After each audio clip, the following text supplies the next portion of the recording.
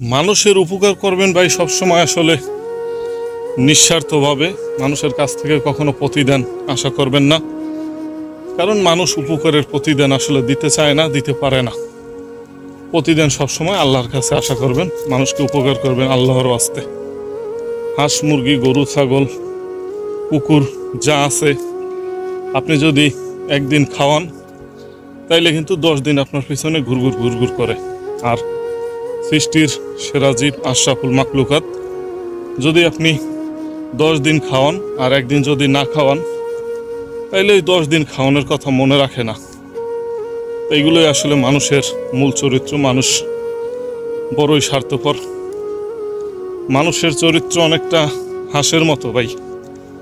হাঁস যদি একটা পুকুরে ছাড়েন আর ওই পুকুরের পানি যদি আস্তে আস্তে শুকিয়ে যায়, পরবর্তীতে হাঁস যে পুকুরে পানি বেশি পায় ওই পুকুরে গিয়েই নামে। মানুষের চরিত্র মূলত অনেক সময় ওই হাঁসের মতো। দুনিয়ার মানুষ ভাই বড়ই স্বার্থপর, বড়ই বেঈমান। নিজের রক্ত অনেক সময় বেঈমানি করে। আমার বাবা প্রায় একটা কথা বলতেন যে বেটা মানুষের উপকার করিস, মানুষ প্রতিদান দেখব না দেখ, মানুষের উপকার করিস।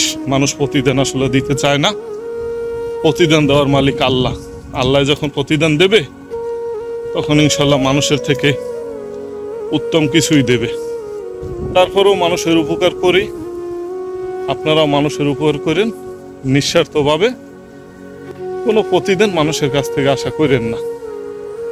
ভালো থাকবেন। আসসালামু আলাইকুম।